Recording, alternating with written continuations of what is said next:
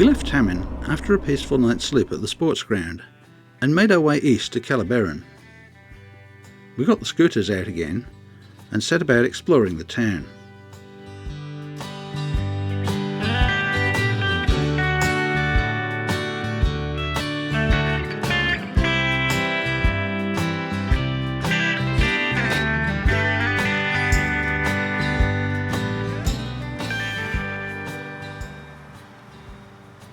I was filming an old service station with an Esso logo when a voice from behind me said hello and invited us to come in for morning tea at the local men's shed.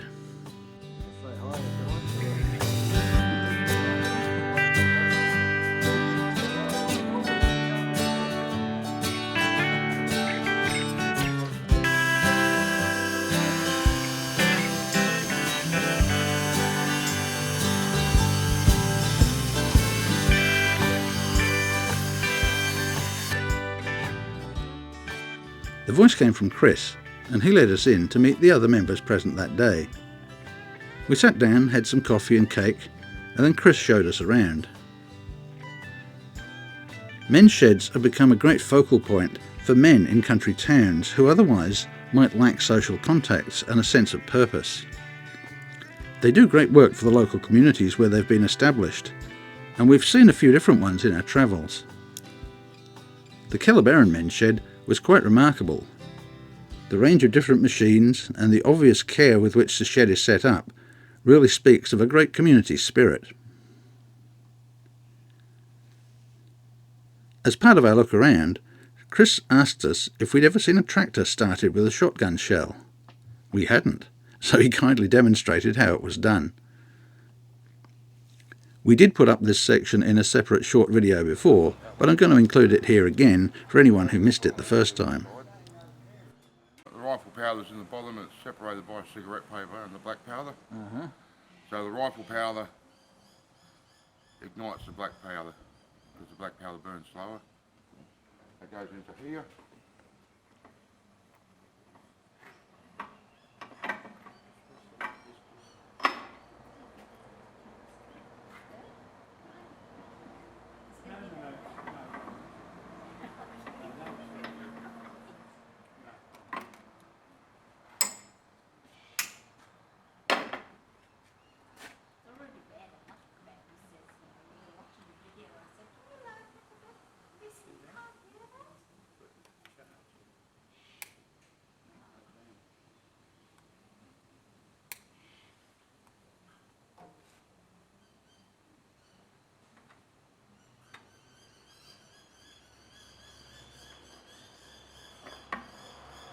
Right, here we go.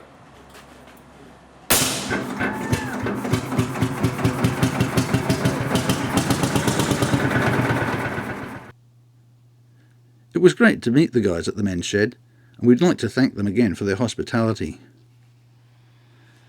We continued our exploration of the town on the scooters, but we'll get back to that in a video specifically about Kellerberrin later on. Chris had told us about a local attraction called Sharkmouth Rock, so we set off in search of that.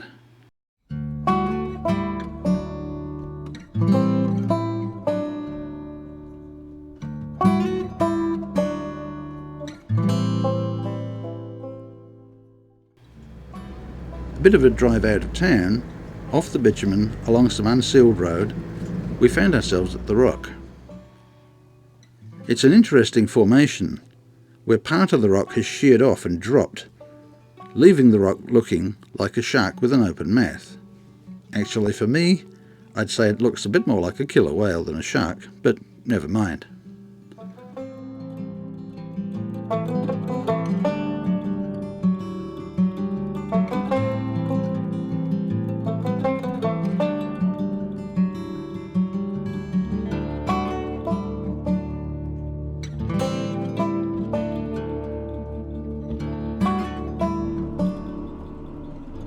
Then it was on to Doodlakine, where we had a quick drive around before heading off to our chosen campsite for the night at Baandee Lake.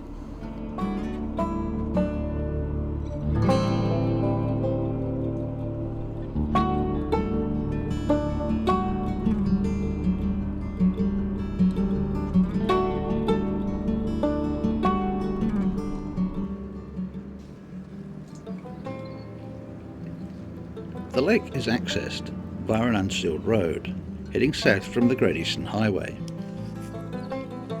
To find the exact locations of any of the campsites we mention in these videos, we highly recommend that you get a copy of the Wikicamps Australia app.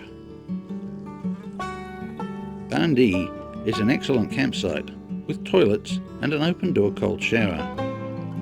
Sometimes there are some pretty hungry mozzies there, so take some repellent if you're visiting. This time the wind was blowing strongly, so we didn't have any trouble with the pesky little critters.